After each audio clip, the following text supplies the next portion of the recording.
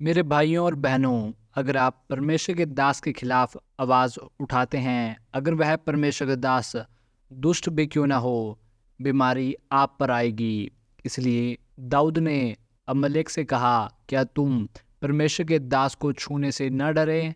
क्या तुम परमेश्वर के अभिषिक्त को छूने से न डरे? तब वह मर गया और दूसरा आया। उसने कहा, मैंने शाऊल को मार दिया।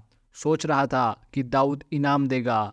उसने कहा कि तुम नहीं डरे जब वह मरा। दाऊद का दिल दुखा जब उसने शाऊल का कपड़ा छुआ जब वह बाथरूम जा रहा था वहाँ रेगिस्तान में। उसने कहा कि परमेश्वर मुझे निर्दोष नहीं ठहराएगा। शाऊल एक दुष्ट राजा था। शाऊल राजा आत्मा से भरा हुआ नहीं था। शाऊल ने परमेश्वर का अनुग्रह खो दिया और अभिषेक को, क्योंकि वह अभी कुर्सी पर बैठा था और वह अभिषिक्त था। कभी भी नहीं भूलना इसे। अगर आप परमेश्वर के दास के खिलाफ जाते हो तो आपका गंभीर तरीके से न्याय किया जाएगा। सारे वचनों में इसलिए यीशु ने कभी भी यहूदा पर हमला नहीं किया कि परमेश्वर के बेटे ने यहूदा के खिलाफ नहीं बोला। यहूदा को कोई नहीं जानता था कि यहूदा धोखा देगा। परमेश्वर ने कभी नहीं कहा, यहाँ तक कि दोबारा जी उठने के बाद भी, क्या तुम उस आदमी को जानते हो, उसने मेरे साथ कितना बुरा किया? क्योंकि यहूदा पर अभिषेक था। कभी मत भूलना कि वह 12 चेलों में से एक था। आप मेरी बात सुनो भाइयों, मूर्ख मत बनो कि यहूदा अभिषेक था। वह 12 चेलों में से एक था। वह बाहर गया, यीशु के नाम में चंगे हो जाओ, और वे ठीक हो जाते थे। उस रात में जो मेज के चारों ओर बैठे थे, यीशु ने कहा, तुम में से एक शैतान है।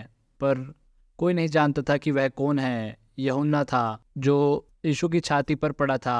वे कह रहे थे कि इससे पूछो कि वह कौन है, कौन है। उन्होंने कहा कि वह कौन है। उसने कहा कि जो मेरे साथ थाली में रोटी तोड़ता है। तब यहूदा चला गया तो कोई नहीं जानता था कि क्यों जाता है। यीशु ने एक भी शब्द नहीं कहा किसी से भी। यहूदा के चले जाने के बाद भी यहूदा चला गया और परमेश्वर के बेटे ने एक भी शब्द न कहा। क्यों?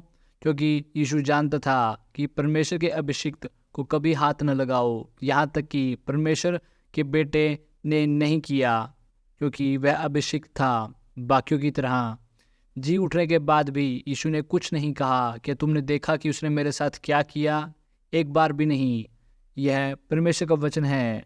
मेरे भाई, मैंने बहुत से आदमी देखे हैं गिरते हुए जो परमेश्वर के दास के खिलाफ खड़े होते हैं, और कभी मत छुओ, कभी नहीं। केनेथ कोपलैंड एक दिन बीमार हो गया। मैं उसका सम्मान करता हूँ। वह एक दिन बहुत बीमार हो गया। केनेथ कोपलैंड एक दिन बहुत बीमार हो गया। उसने कहा, परमेश्वर, मैं बीमार क्यों हूँ? परमेश्वर ने कहा, तुमने बैनी को छुआ है, कि खिलाफ कहा है ऑस्ट्रेलिया में। केनेथ कोपलैंड मुझसे मिलने आया। उसने कहा, भाई बैनी, मैं ऑस्ट्रेलिया में था और मैं छुपकर आपके बारे में बोल रहा था कुछ प्रचारकों को। मैंने आप पर हमला किया, कृपया मुझे माफ़ कर दीजिए। मैंने कहा, केनेथ, मैंने कहा, तुमने यह क्यों किया और तुम मुझसे माफ़ी क्यों मांग रहे हो? उसने कहा कि अगर मैं तुमसे माफ़ी न मांगूं तो परमेश्वर मुझे माफ़ नहीं करेगा। मैं उसके लिए सम्मान करता हूँ। उसने कहा कि मैं बहुत बीमार हो गया, मैं प्रचार भी न कर सका। मैंने कहा, परमेश्वर क्यों? परमेश्वर ने कहा, क्योंकि तुमने बैनी को छुआ है, उसके पास जाओ और माफ़ी मांगो। परमेश्वर का दास मेरे पास आया और कहने लगा, मैंने आपको छुआ, मैं दोबारा नहीं करूँगा। भाई, मैं हिल गया जब उसने यह किया, क्योंकि परमेश्वर का दास परमेश्वर का नियम जानता था। उस दिन से मैं और वो अच्छे दोस्त बन गए। कभी मत भूलना जो मैंने यह कहा, अभिषिक्त को न छूना। हे दोस्तों, अगर आप चैनल पर नए हैं तो चैनल को सब्सक्राइब कर लीजिए और नोटिफिकेशन बेल यानी घंटी वाले बटन को दबाना मत भूलना, ताकि आपसे कोई भी वीडियो मिस ना हो। मैं इस चैनल पर आपके लिए पोस्टर, प्रॉफिट, पास्टर, उन सब की गवाहियाँ और उनके प्रचार लेकर आऊँगा कि परमेश्वर ने उनसे कौन से काम लिए, उन्होंने ऐसा क्या किया, परमेश्वर की ज़िंदगियों में क्या किया।